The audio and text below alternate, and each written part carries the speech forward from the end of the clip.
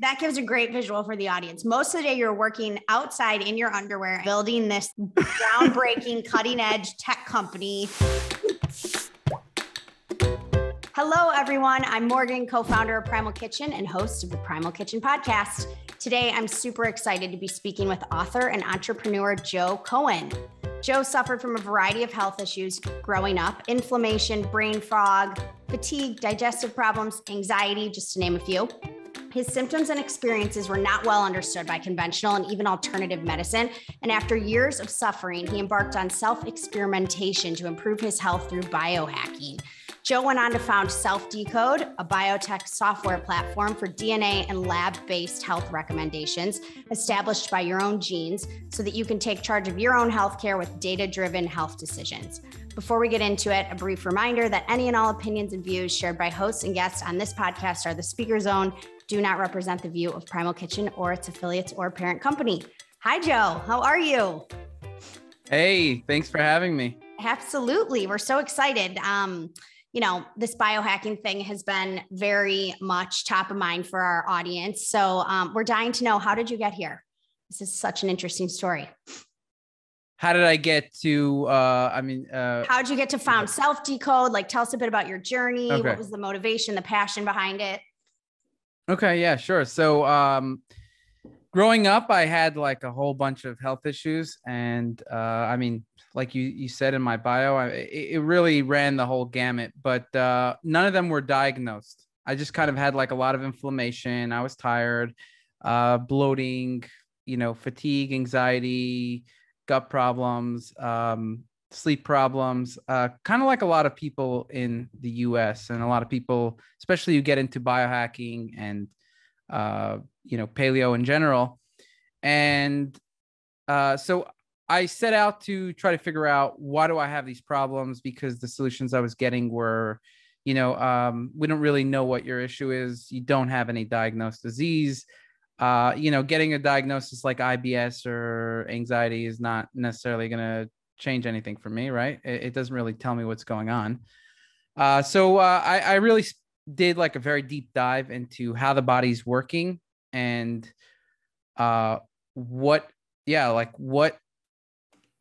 makes our body tick. Why is one person have X issues and another person have Y issues? And so that got me onto self-hacked, which is I realized that the world needed like a very in-depth resource to be able to deep dive into supplements and biology and all these different kinds of stuff. But naturally, I realized that, self-hacked was very interesting, but what the world really needed was an ability, was personalized health, not just, just like providing information. There's a lot of information on the internet, but the question is, what is most relevant to me? How does my body tick? And that's what got me. What I realized is that in order to bring the healthcare system forward, in order to improve my own health, in order to understand and improve the health of the world, it needs to shift into a personalized model. Because what was very clear is that, there was a bunch of different gurus, let's say, there's people who everyone has their own opinion about different things.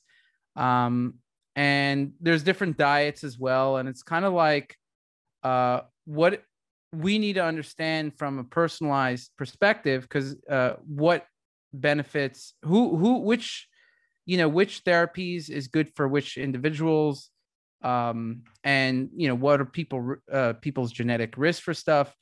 So that's what led me to genetics and precision health, where we can look into an individual's genetics and see what are they at risk for, what are they, what are the good recommendations for an individual like this, and and as time goes on, I think it's becoming more and more clear that that's the future of healthcare.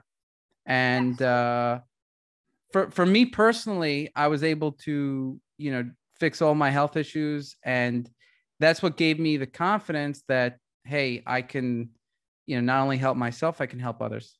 Yeah, I love it. Okay, you have to tell me a few things. One, where did you grow up? I grew up in Brooklyn, New York. Okay. And you are now where? Where in the world are you these days? Tel Aviv. I love it. So how did you get there? This is fascinating. I haven't interviewed anyone who's in Tel Aviv, so I'm super excited to be chatting with you. Okay. So I grew up in Brooklyn, New York.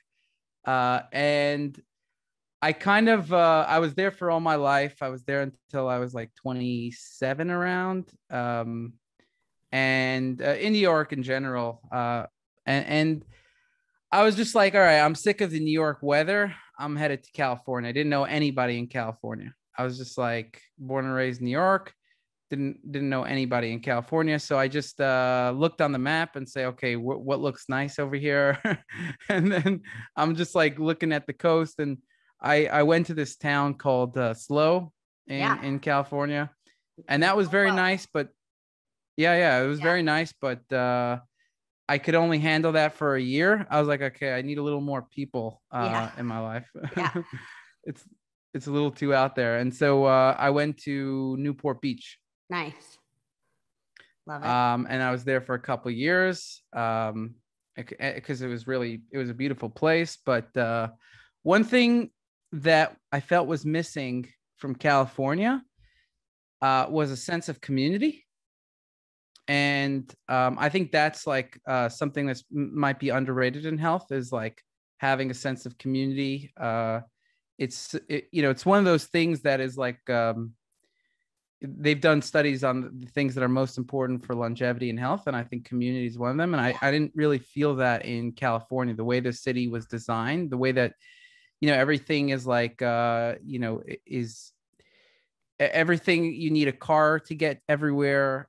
It's, houses, like everybody lives in houses, of course.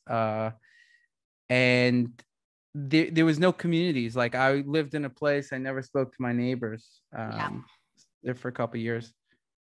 So I felt like I needed to just do a change up. And I said, okay, I could only live in a place with good weather all year round. Mm-hmm. And Florida was too hot for a lot of the year. Tel Aviv actually has good weather all year round. It's really just Tel Aviv and California, Southern California. Interesting. In the whole world. I love it. Well, I also had to, in the US, I also had to ask myself, where can I actually get citizenship?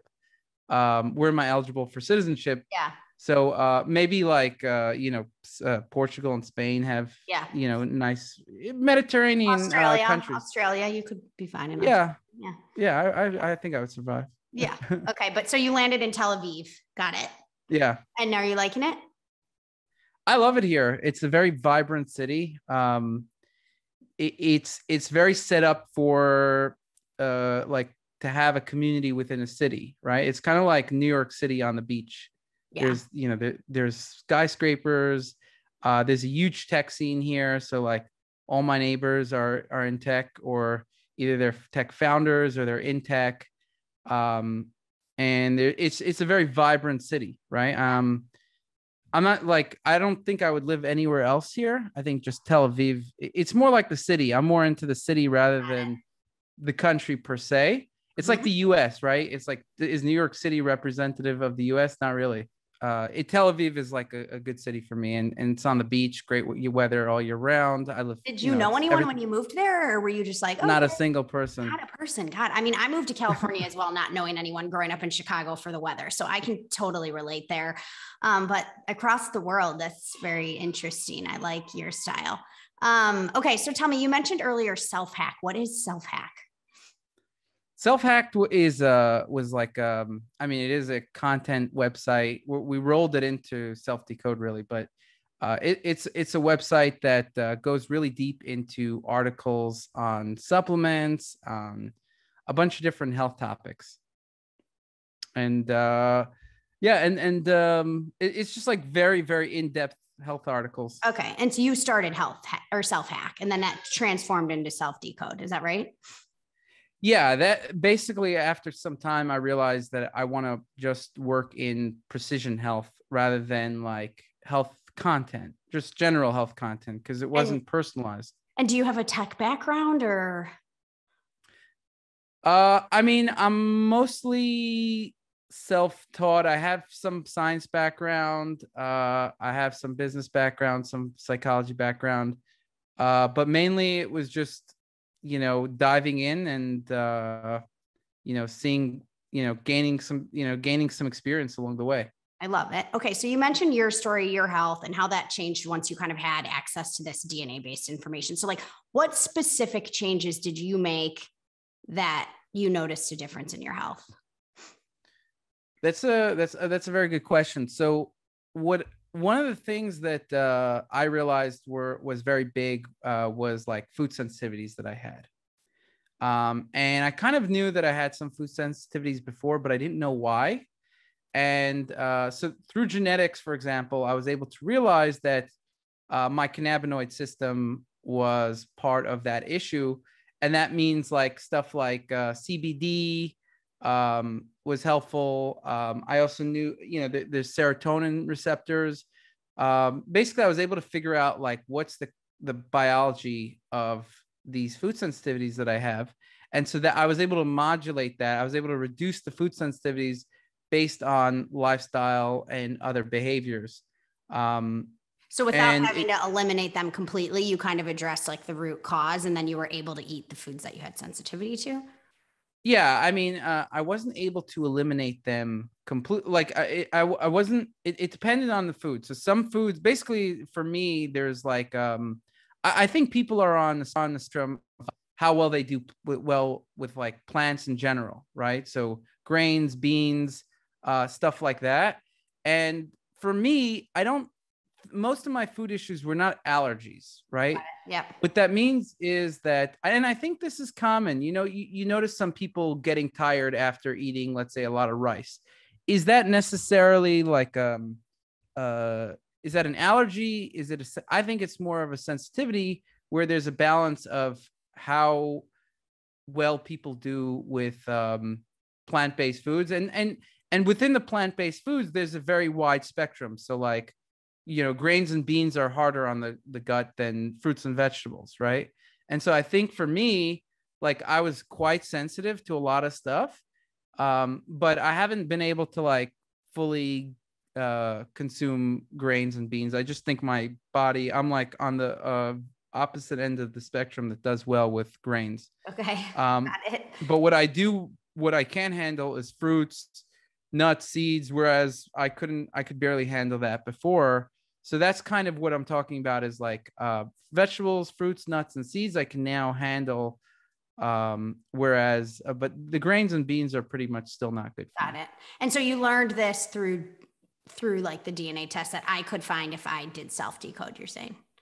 Yeah, so there's the DNA test, and then there's also some lab tests. And so the SelfDecode platform, for example, has both the DNA and labs so that you could create, find what it does is it gives you like very in-depth reports on different topics, and it allows you to see what your risk is and what are the recommendations you could do about that are personalized based on your genetics. So pretty much we're going to be, over time, we're going to be releasing any topic that you can think of. And it's just increasing, we release like very, very in-depth reports. They're kind of like mini pamphlets about that topic as it relates to you. Awesome. Yeah. And it's about every topic. So I've also been helped by like mood stuff. I'd say mood was another big thing for me that I, focused on even after I fixed my health issues per se, like just regular health issues. I think that I didn't like, I realized after some time that, hey, I need to take care of my mood as well. Because if I don't, I would be subject to like anxiety or maybe, downtime, modest depressions, nothing too severe. And yeah, so and so that address that, like what changes did you make? I mean, I don't know if there's anybody in the world who's not having anxiety at this point in time. So I feel like there's a lot of relevance there for everyone. Right. So, I always just thought of like mood, I mean, it's very easy to think of mood as just like you're just, that's what your deal is, right? You're a moody person, whatever your mood is. Yeah. Oh, You're a moody okay. person or you're not, right? Got it. Yeah. These people, some people are just happy all the time, it seems, right? But you don't really always know what's under the hood. But there's, it just seems like it's something fixed. But what I found was that I was able to really make a very big impact on that. I would be a very unhappy person without biohacking. Left to your own devices, you are naturally a moody, unhappy person. Yes. Okay. Exactly. So what did you do? How did you unmood yourself? I'll tell you, but not only would I be unhappy, I would be anxious. Okay. And I would be like depressed a lot of the times. Okay. Yeah. Like I think I would have like periods where I would be happy and fine, but then I would go into like depressed periods. I would just not like life very much. Okay. And something, I mean, I just had a story, a friend from high school. I mean, it's a very sad situation. 2 kids. He seemed like a happy guy, goes out in his backyard, wife, 2 kids. He shoots himself. Yeah. I was like, this was just happened like a week or 2 ago. And I was like, holy crap. Like, what, and the guy had a good job and is like, he seemed like a happy guy. Unbelievable that you just don't know what's happening with people, right? People could seem like everything's going great for them. Good job, wife, 2 kids, lived in a rich neighborhood, like nothing ostensibly wrong. So I think there definitely is, and especially with the pandemic, I think there's a pandemic of mood issues. And I'll explain what I did. So number one is I had the help of the softwares that I created. I first consulted with those. Those gave me like personalized recommendations based on, anxiety, mood, depression, things like that. So I looked at those topics, and you're able to build a regimen, add the things that you want. For me, I also had some background in this stuff because I tried some things out. But what these reports allowed me to do is sometimes I tried something like 10 years ago, and I tried it once, and I was like, I'm not sure. But it really allowed me to revisit these things and say, okay, I'm going to, I'm a biohacker. Why am I depressed right now? Right. I should not be. I know, like, I could find the right things. I've overcome all my health issues. There should not be any mood issues here. Yeah. So I can tell you the stuff I've taken. Yeah. If you want, Bring for it mood. on. So I've taken, for me personally, I've taken lithium ortate. Okay. I've taken 5-HTP. Okay.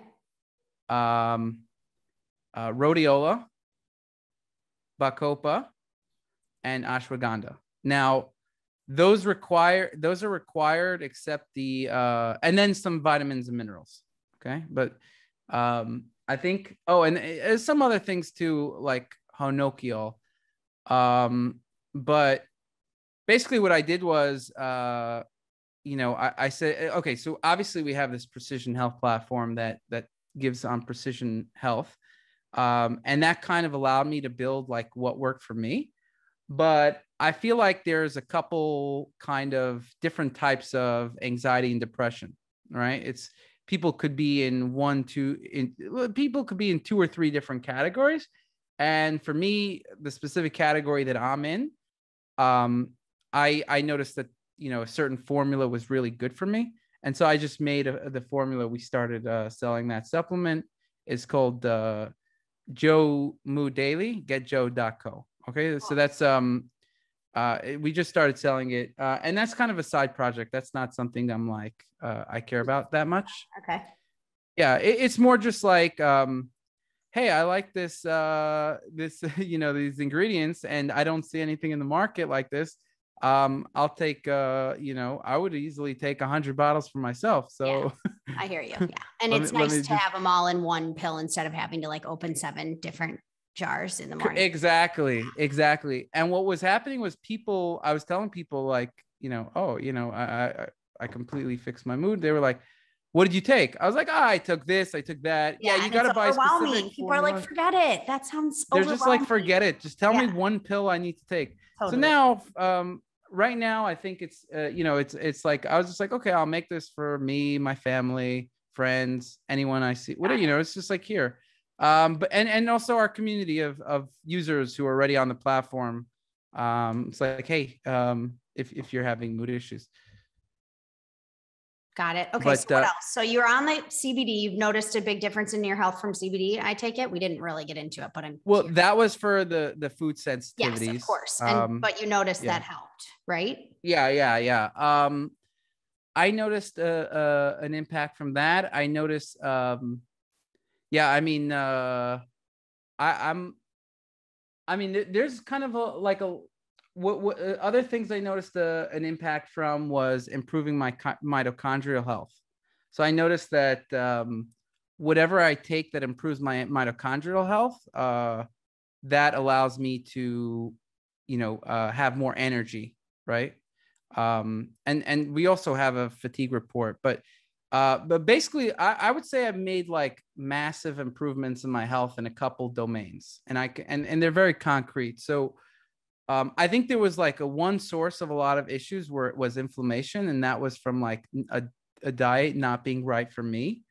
And then I think after that there was there were some like deficiencies, some things, especially if I'm on a more specific diet, you require some more nutrients. There were some genetic things as well, like MTHFR and certain things like that.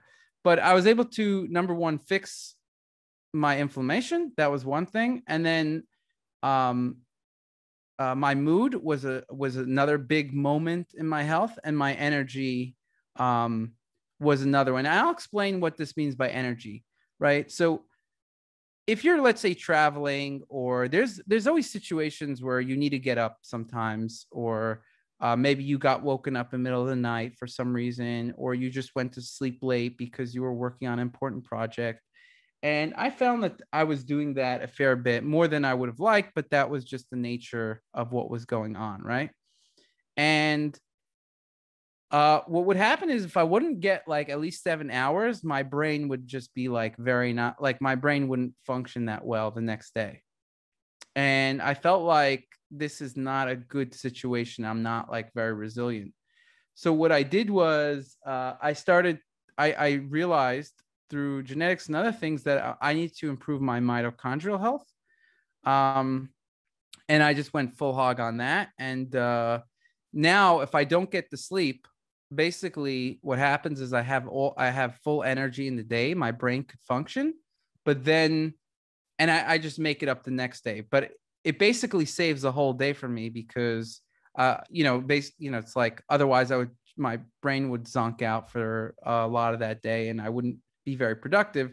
Whereas now I'm able to be productive, and then just okay. I'm gonna be. I'll be a little more tired a little earlier on, like let's say a few more hours before I normally go to sleep, and then I would just catch up on the sleep or whatever. And that was like a very, very significant thing for me because that allowed me to be more resilient. Like I could travel more, I could do more things and still not get knocked out. And then the mood was another big thing. I think that has like made a huge impact on my happiness. And I don't know. I mean, like for me, that's so big. I don't know what I would do without it. Yeah, I can imagine. And so this mitochondrial health is like such a big buzzword, mitochondria, right? Sorry, I have like marker on my hand from my toddler. But what does that even mean? And through SelfDecode, so full disclosure, I actually did SelfDecode, if you can believe it, in 2018. So I actually have my reports pulled up from when I did this like forever and a day ago when I was really into this kind of stuff as well. But I'm assuming the platform has changed quite a bit since 2018. Is that fair to say? Yes, it has. Because I have like right here, I have like my addiction stats. It's like alcohol abuse, my response, A+, caffeine addiction, D-. Like it's so interesting. I thought it was interesting. I actually have a folder on my computer called SelfDecode, and I saved like all my screenshots from the report. I think I put my husband's 23andMe raw data in here as well. But so do you guys actually like give people a score on their mitochondrial health based off their DNA input now? So we don't do that as of now. It's something that would be interesting in the future. But like you said, actually, the platform has changed dramatically, actually. So one of the changes that we've made, by the way, I mean, we've focused a lot on simplicity and user experience, of course. But in the back end also, the platform has changed dramatically. So for example, we started to use like deep learning, AI, machine learning in generating the risks for these reports. Because basically the way that a lot of companies do these reports give you risks is they'll look at like a few important SNPs for it, and then they'll have some kind of algorithm that looks at what's the risk. Now, what the science has progressed since 2018, and we're basically going with the science. What recent studies have found is that you need to look at millions of variants in order to really get a better picture of risk. And so we built that platform that allows to look at, we're looking at like 1 million variants per report. It's very significant. So that's like one very significant change besides some other changes that we made. But yeah, it gives people like risk, and then the reports also give recommendations. Love it. So exciting. And what are things like what are like the common lifestyle things people are addressing through having this extra information, would you say, aside from the ones we talked about? So people could get different stuff in each thing. I would say that sometimes it tells people what they already know that they need to do, and might give them more motivation. I think that is an important thing. Other times it gives them like a new piece of information. And 5-HTP, for example, and lithium ortate. 5-HTP is a very good example because it showed up very high in my reports, and that was something that I overlooked before for mood. And so I think, it can introduce you to some things that you may have not paid attention to that you should try out. But yeah, I mean, I think you're right. By the way, I agree completely that mitochondria is a big buzzword. And for a long time, I was like, I'm not going to pay attention to this really, because it just seems too buzzy for me. Well, and not even the buzziness. It's like, it's so hard to even grasp as someone who like spends a lot of time clearly with a lot of these topics. Like, I feel like people can't even understand like what even is the mitochondria. We've been talking about it and everyone's like, oh yeah, mitochondrial health. Like, got to get on that, but I don't even know what the fuck that means. I mean, let's be honest. Right. So okay. So the thing is that I'll tell you what I did for my mitochondrial health. And okay. So, by the way I figure out if something works for me or not is I will take about 10 times the normal recommended dose for something. Good God. Okay. Yeah. And then what? What? And then I see if I feel a difference. So I'll give you an example, right? Because if I take 1 or 2 pills, I'm not really going to notice a difference. Okay. Yeah. So what have you tried this? Because like if you did that with magnesium, you'd have like explosive diarrhea, for instance. I mean, this is like. I've done that with magnesium. Yeah. Yeah. Okay. No, I mean, it depends on the form though. So some magnesiums, I did have diarrhea from doing that, right? Yeah. And some you don't get it, right? Like citrate. Yeah. You'll definitely don't do that with magnesium citrate for anyone listening. Okay. Exactly. Citrate, you'll do it. If you take too high of citrate, you're going to get diarrhea. Yeah. Or if you're constipated, then you should do it because right. Exactly. All right. So what have you done it with? This is interesting. So, I mean, this is even like, okay, so let's say I've taken, Shilajit Jeep before, right? And I saw it come up somewhere and I was like, okay, let me try this again. So I take 10 pills of it. The recommended dose, I think, was 1. And I was like, and I didn't take anything else just to see. And I was like, okay, let me see. I got a little bit of anxiety from it, to be honest, but I found my energy was like like really high. And it could be the anxiety was because I wasn't taking other stuff, but Okay. and I think in general, if you have more energy, it could also just, maybe push some anxiety. But I just found like, okay, this works for me at a very high dosage.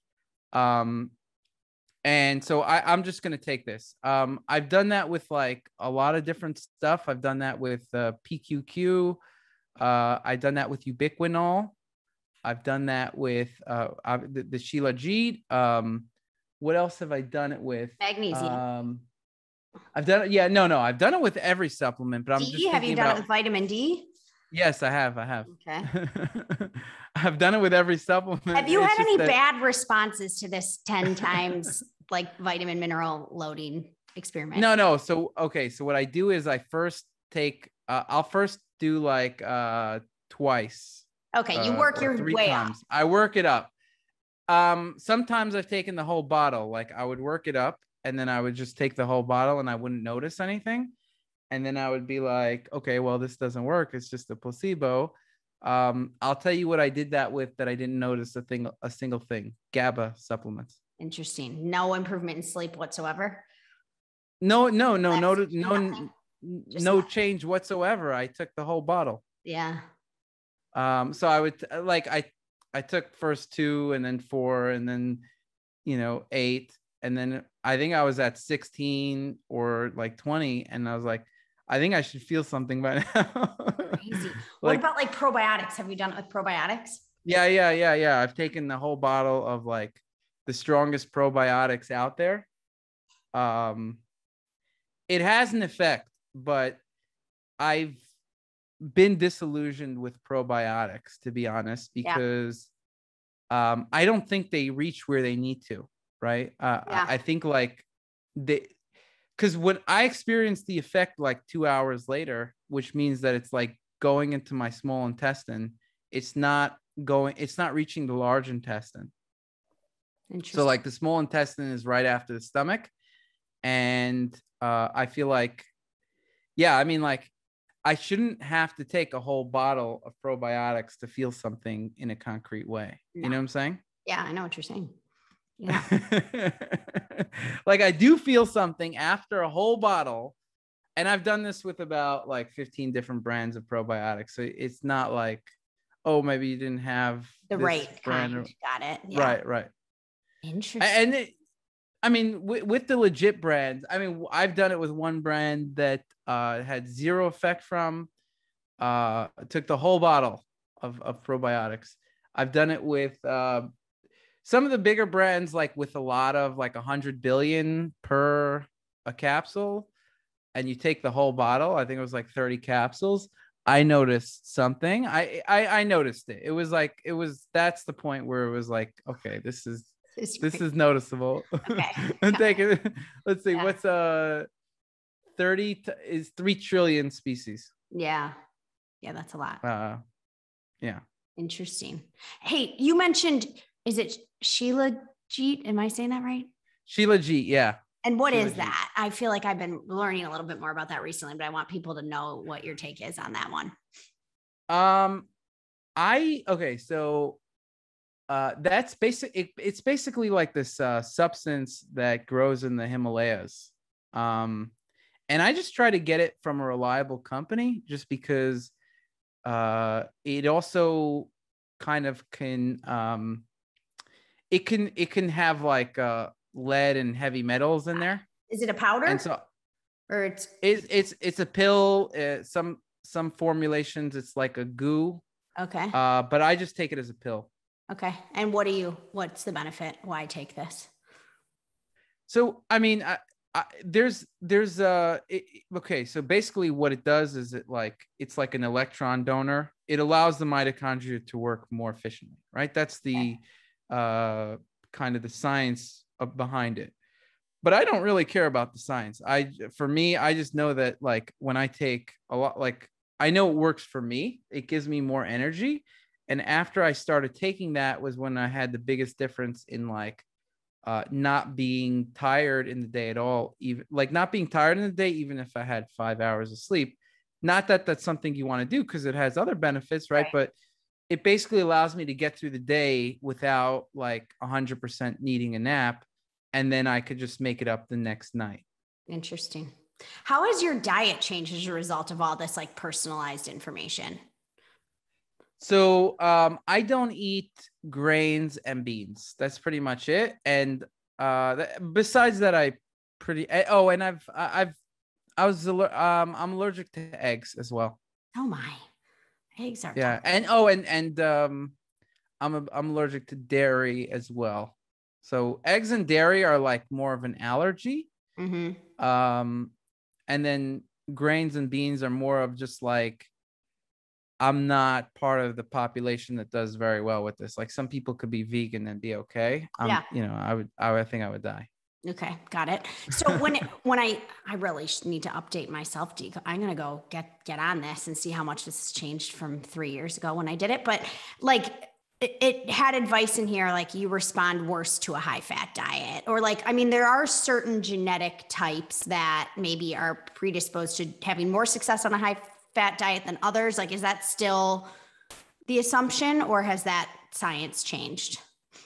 I think so. A lot of these dietary debates about high fat, high carb, low carb, I think are based on genetics. And we're also high salt and low salt. So, for example, let's say if we're talking about carbs, right? There is genes that allow people to digest them and process them better. And it's very clear. Like, for like we'll have that in the blood sugar report where people who eat complex carbohydrates even can have their blood sugar go up, right? And so in our report, we'll look at whether they have those kind of genes that allow them to process the carbs better, even complex carbohydrates. And that has an impact on, how well you do with carbs. There's genes related to your immune system, like inflammation and food sensitivities that tell you how good you're going to be with grains. And let's see what else there is. And then fat as well, a big one, and salt is a big one. Like in our blood pressure report, it's very clear that certain people with certain genes, would do better on a low salt diet, and certain people it's not going to make a difference. And so like the way that organizations or people work is they say, well, no, everybody either you'll see it in like the conventional medical establishment will say, if you have high blood pressure, you need to cut down your salt, right? And everybody else will say, no, salt isn't, like the paleo or other communities will be like, no, salt is not the problem, right? It's whatever, sugar or whatever it is.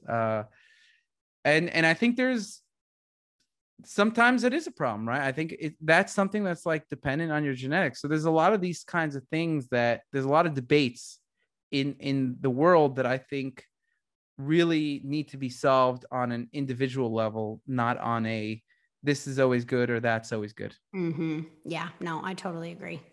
I think there's a lot of argument on those big macro things and a lot of evidence to support both sides of the argument in some cases. And in the end of the day, it's kind of like maybe we just avoid processed food and stick to real food, and that solves like 80% of the problems for 80% of the people. So we have really found a way to overcomplicate this whole diet thing. That's also true. So like you said, if you just stick to like a healthy diet and you stick to the basics, the common denominators, like don't go crazy with too much crap, eat real food, that's going to get rid of, no matter what position you hold, it's still going to, you'll still be in a good position, right? Yeah. You'll still be healthy. But I think within that, there's like a lot of room for tweaking and maximizing. There's tweaking. Yeah. Like, for example, you could say, well, is coconut oil good? For me, it was terrible, like too much of it. If I just had like a very small amount, it would be fine, right? But for me, like I do generally well with paleo. I think you guys have good products also. Thank you. I use some of your products, and I think like that's good. But there was like a coconut oil frenzy. Like coconut oil is super healthy. Yeah. And like it's not like, okay, well, coconut oil is, you know, what that means is like, okay, you could use some of it in like a product and somebody shouldn't like freak out. I'm going to die from some coconut oil, right? But people were adding like 4 tablespoons of their right. coffee, like bacon, fudge. That's like 1/3 coconut oil. And right, exactly. And then not to mention MCT oil, which what I learned in, product formulation for Primal Kitchen, we don't actually use anything with MCT oil in it, but someone in the coconut oil industry was like, that's the dregs of coconut oil. It's like literally the leftover shit in the process of making coconut oil. And everyone's like chugging this stuff, right. And they're charging more for it, but it's just like a byproduct of making coconut oil. Right. Look, I'm not going to totally, I'm sure it worked for some people, but just to hear more about the processing of that ingredient, I was like, no, thank you. I don't think I'm going to be jumping on that bandwagon. But so yeah, obviously I hear coconut oil is healthy. And this is way back in the day. This is before even self-hacked. And this is like in 2011. I'm like, coconut oil is healthy. I take like 8 tablespoons of coconut oil. Did, naturally. Okay. I was like, well, let's see. I got serious brain inflammation. I was like, I had like a crash in my health. I was like, I don't understand what's going on. Maybe I need more coconut oil. And then that's when I decided okay, when I test something, it's got to be one thing at a time. Yeah. Because I was taking a lot of coconut oil and I was doing other things. And I was like, well, what's causing it? Let me, take away this. And then finally I figured out it was the coconut oil. But how did you know you even had brain inflammation? Because I'd walk into a room that was like not well ventilated, and I would be like, holy shit, I have serious brain fog right now.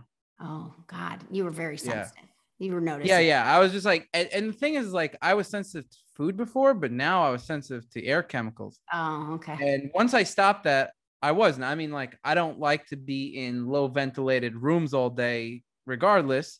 I don't think that's good, but it's like, how acute is the brain fog from it, right? Is it like acute after like 30 minutes, or is it like, you don't want to do that for the whole day, right? I mean, I'm not going to do that. I try to avoid that, but I just felt like, wow, holy shit, this is it was not good for me.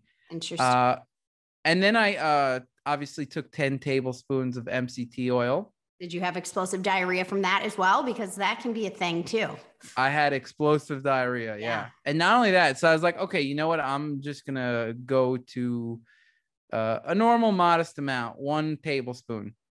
It actually gave me blood in my stools. Yeah, I believe it. I don't know why.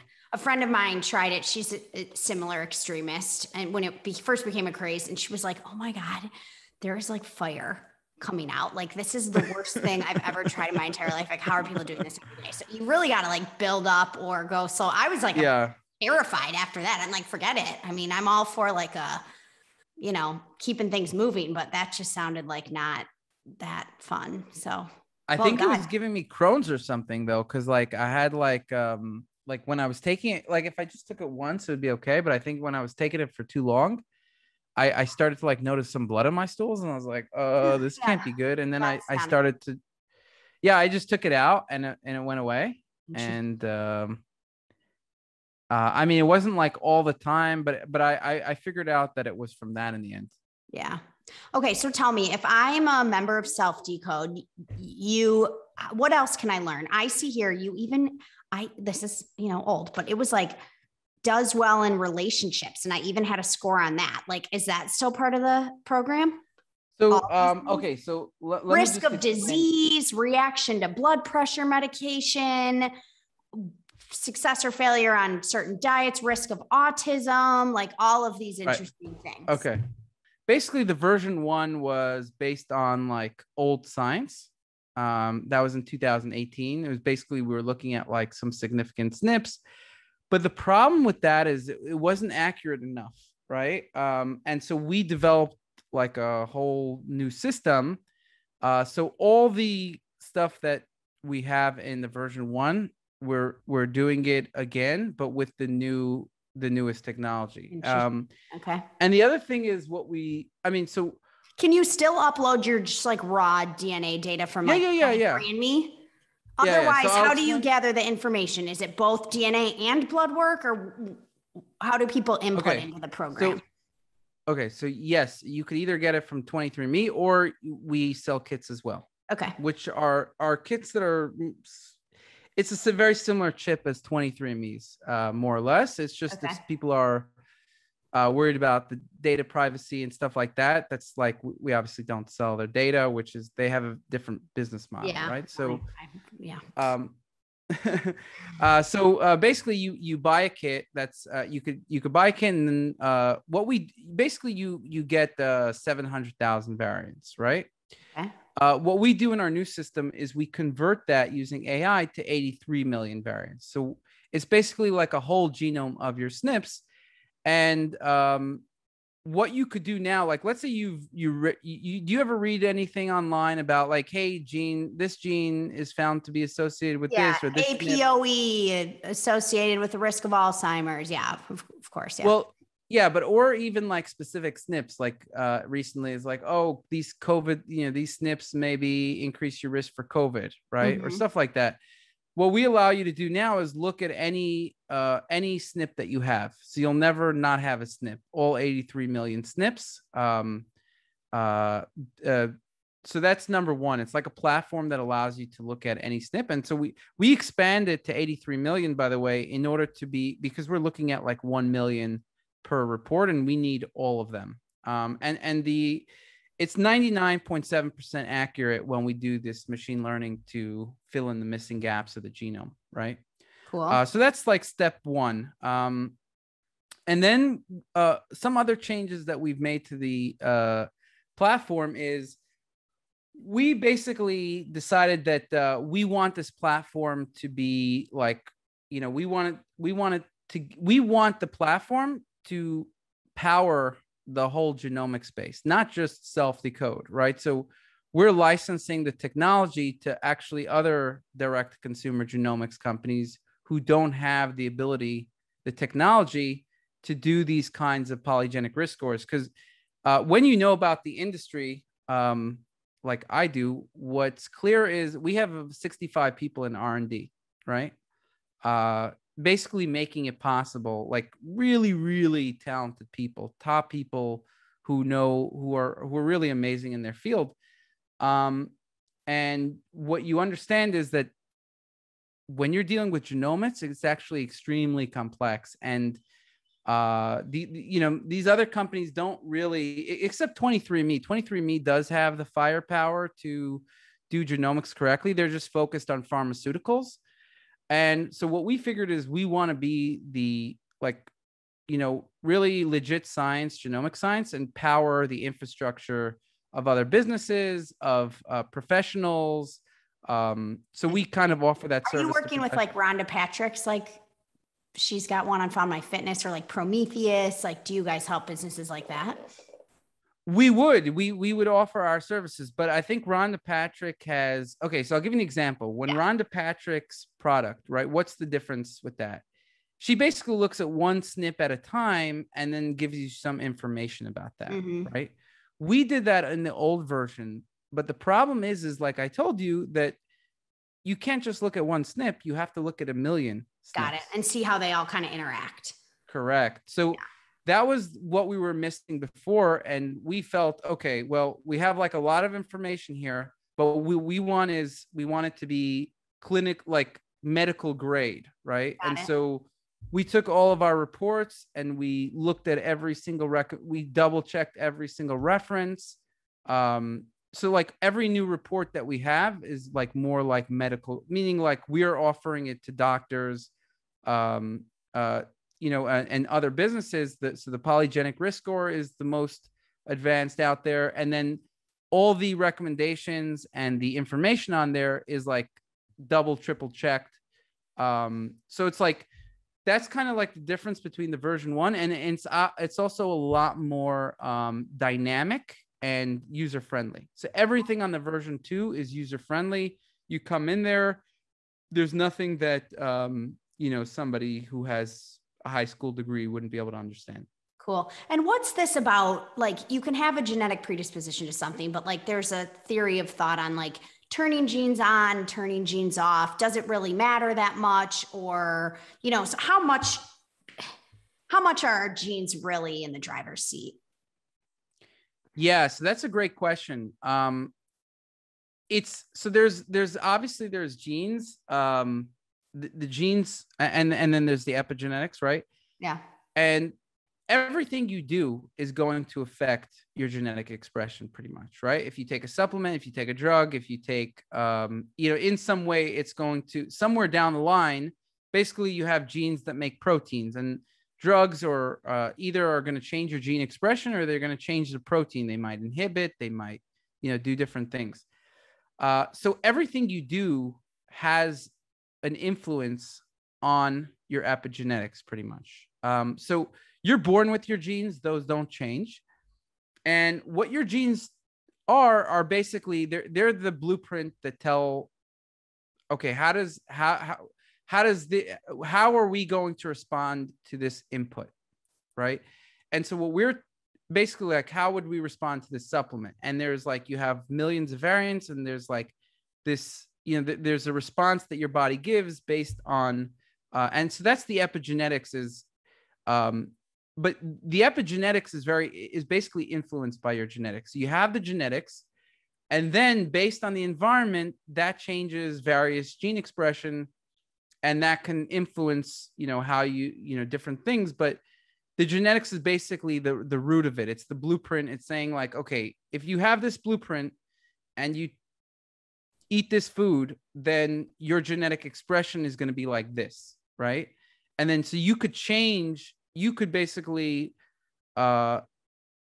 work, do things that are you play to your strengths essentially. Got it. So like, let's say I have genes that make me more prone to X, Y, and Z, mood disorders. Like all my mood stuff come up high in SelfDecode, like mood, anxiety. I'm like, yeah, that's true.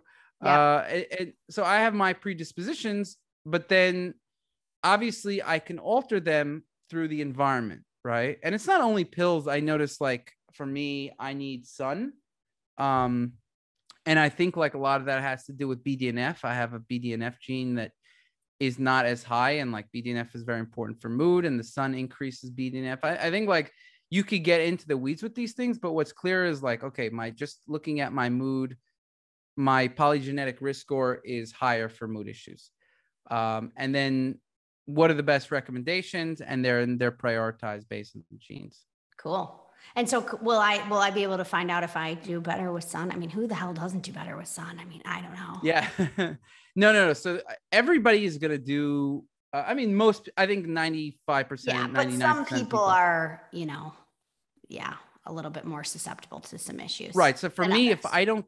if I don't get sun, like light, like bright light, like not indoor light, bright light for if I don't get like at least 3 hours a day, I'll feel more like I'll feel it.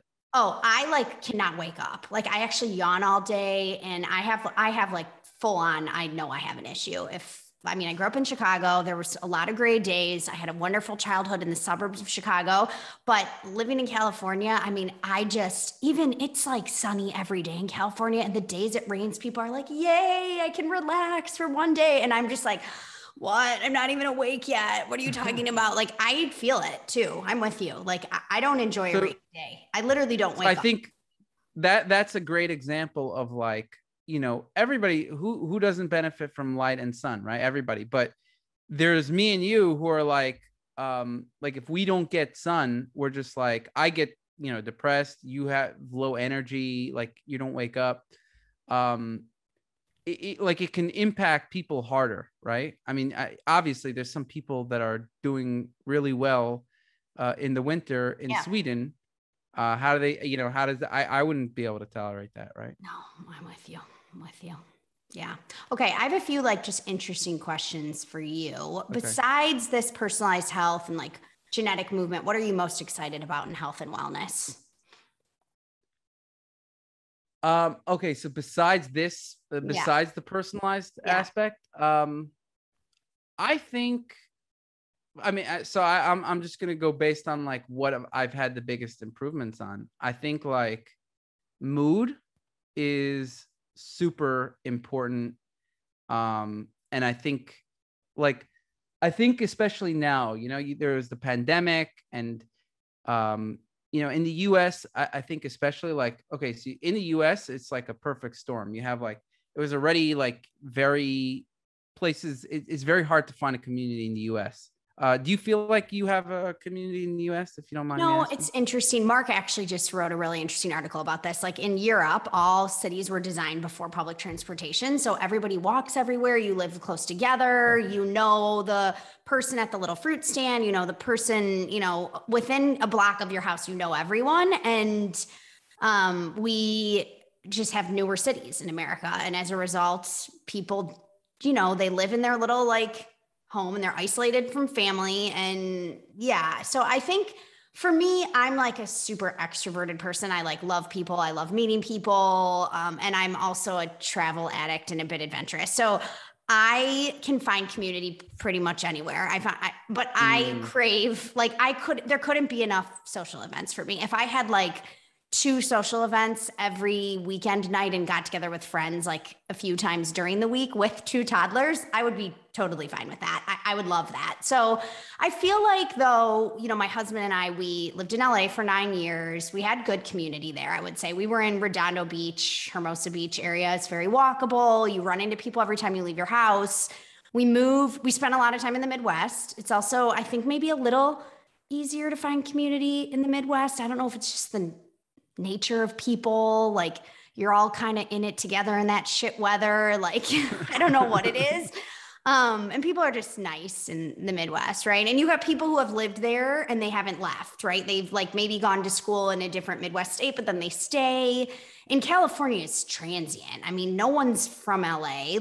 People are there, they're coming, they're leaving. We're in Florida now, and we actually wanted more space. We're on 2.5 acres, and we were living with my in-laws for 6 weeks this summer, and we had friends across the street and kids in the neighborhood. And we're really craving neighbors, where you just open your door and you go play. I mean, that's how I grew up in the Midwest. All our backyards were connected, and we played in the backyard with all the neighbor friends of all different ages. And that was a big thing. It seems a little bit harder to find that nowadays. So we're on the hunt. Right. We're on the hunt. So I think for community. I think in the US, if you're not, I think you're very extroverted. and like you said, but I think most people are not as extroverted as you, right? And so for you, it's easier, but I think in the US, it's already very difficult to have a community. Totally agree. Yeah. And then with the pandemic, I mean, that is just, forget it. Oh my gosh. And then I already think it's my theory that the vast majority of people have some kind of mood issue. I really think, fixing your mood, not you, for me, it was a very big game changer. Yeah. And I think that's going to be a big thing in health. And I think there's a lot of room to improve on that area. There is different options. Not everything is going to work for every person, right? But there's a lot of available options out there, and I think I'm excited about that. I want to spread that message of I'm very curious. I didn't speak to this guy who committed suicide, but I'm curious what was going on inside his mind, right? Did he try stuff? What did he do? I would have liked to speak to him and be hey, there's options, right? You don't do this, right? Yeah. No, totally. I think I'm very excited about the mood story. And I think if you're in a good mood, for me, I was able to, like I said, I had all these mood issues. I don't have any mood issues anymore. I'm happy all day, don't have anxiety. And I find my mood is pretty stable. Yeah. What's the biggest one for anxiety? I'm a very happy person generally. I'm not really moody. If I'm in a bad mood, I know why, and I can identify it and kind of move on quickly, but I definitely tend to anxiety. So I live in the future. I'm more of a dreamer, vision person. I do not spend any time in the past. I don't have a lot of shame issues. I'm certainly not in the present moment as much as I should be. I spend a lot of time in the future. And I think that sort of thinking lends itself to anxiety pretty easily. Yeah, I would say that I have a mixture of both. So I think I got the best of both, like the worst of both worlds. I have like that, dwelling in the past, and then that thinking about the future. And so it's like it gave me that depression and also And the anxiety. anxiety. Yeah, that's a double whammy. Right. So what's the supplement for anxiety? Like what do you think? So I really think you have to figure out like what it's like. I said, there's a few different types of people, right? So what I notice is, let's say people who we have like an internal group. I've given it to some employees, some different people that have taken it. And what I found is that some people, it's like a very, very big impact, and some people don't notice it, right? Mm-hmm. For me, it's like a very, very big impact. And for employees, I'd say like 70% of, like 60% of people at least would have a very good impact. And again, it depends on. Are you talking about the one you formulated? That one? Yeah. So I'll explain what that has to do. So I'd say it's more likely, but some people have anxiety from like serotonin issue. Some people can have anxiety from like there's basically like a few pathways where people have anxiety. It could be a GABA will I learn issue. what pathway if I am a member of SelfDecode? So what it will tell you is like it'll give you certain recommendations for the thing. It won't tell you necessarily. It will tell you like it'll give you the genes why it's that recommendation is higher. It could say, hey, this is GABA. It's not going to have like a clear, clinical pathway. Say, hey, your anxiety, the reason you can't sleep at 3 a.m. is because of this SMP. Okay. But you're going to kind of be steered in the direction. No, but it does. There is some of that. There is like, when it gives you the recommendation, says we did this higher, we put this higher because of this gene, and this gene is related to GABA or something like that. Cool. So you might see some of that. It's not going to go into detail because, consumers don't want to see the details, generally speaking. Yeah. But yeah, I think it's, I think there's that. And I think, there's just some experimentation as well. I would send you a few free bottles of the that supplement that I formulated. Again, it's not even something I'm, it's not my focus.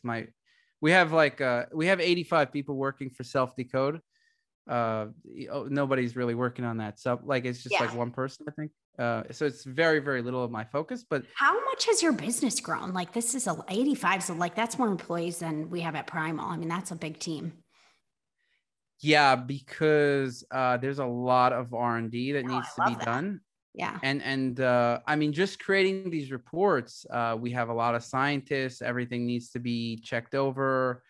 It's a very, like, we really, we're the, like, it's more like boutique, the high end stuff. And we even go a little too overboard, which is like the amount of resources we spend on the R&D to make our polygenic risk score the best in the industry is more than we're going to get back just from consumers. So that's why we're licensing it to businesses. Got it. Practitioners, because practitioners and businesses, they do care about this stuff. Yeah. And we feel like, I think that's like a very big problem in this industry where people, the technology is not there. And it's kind of like a lot of it is just like random guesswork in the industry.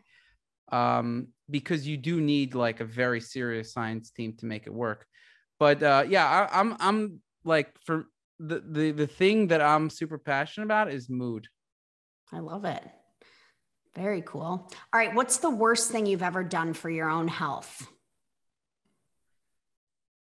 Probably the coconut oil.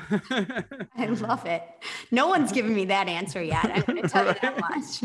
Well, it's because I took eight tablespoons a day. A day. Yeah. Okay. Yeah. Well, I don't know every single day. I know I took it one day, and then maybe the other days I was taking 4 tablespoons or whatever. Okay. That is crazy. What's been your biggest failure in life thus far? Do you like how I said thus far, implying like there's going to be so many more failures for you? That's a terrible way to phrase That's a really good question. No, clearly you're killing What has been my biggest failure? I would say that a personal life or business failure? Both. I want to know both now. I would say, so, okay. Another question.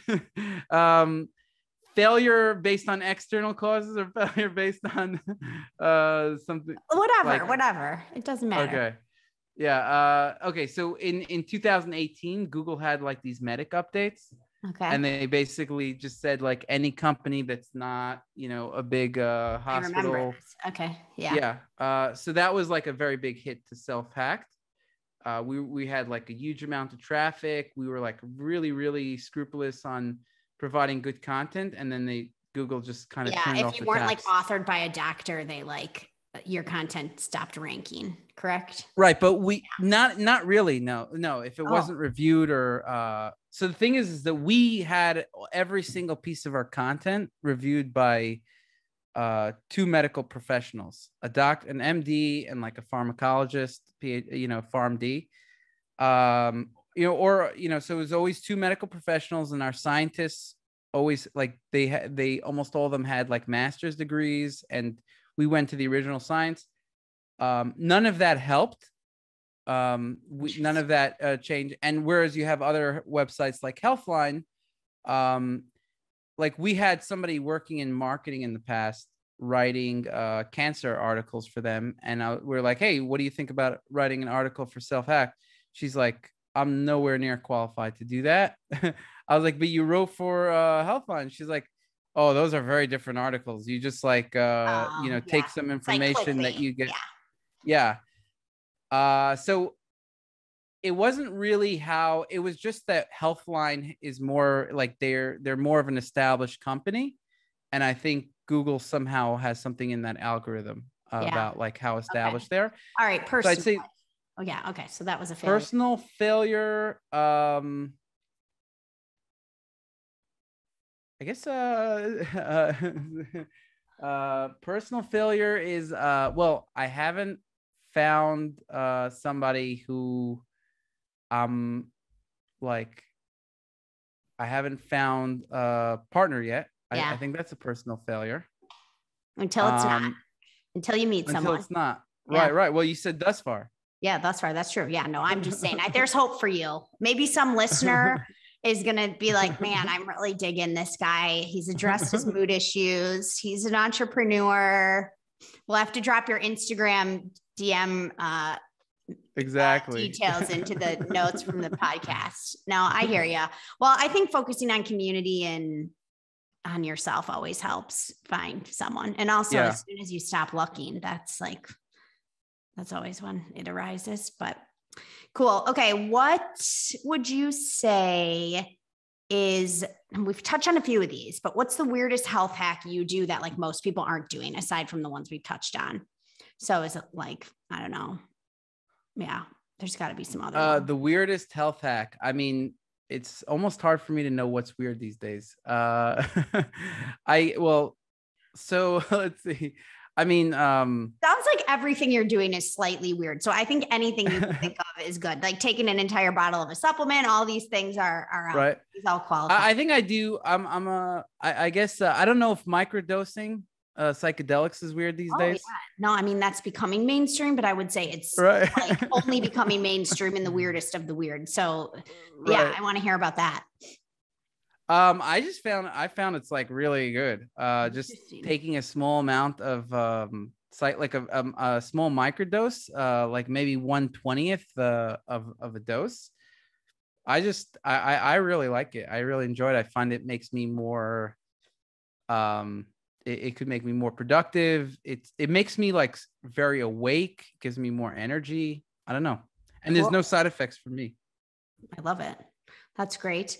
Okay, let's see.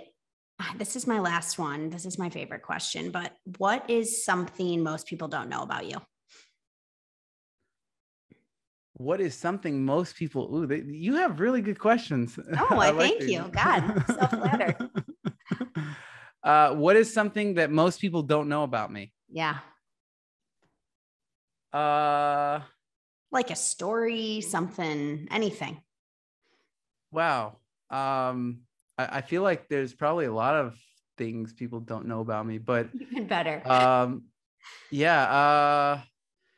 I'm just thinking of like my hobbies. No, like I play beach volleyball, but that's not a thing. What is something you want? Something juicy Something juicy. Yeah. The people want something juicy, Joe.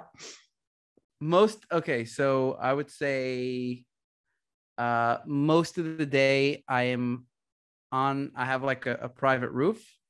Most of the day I'm with my boxers and no shirt.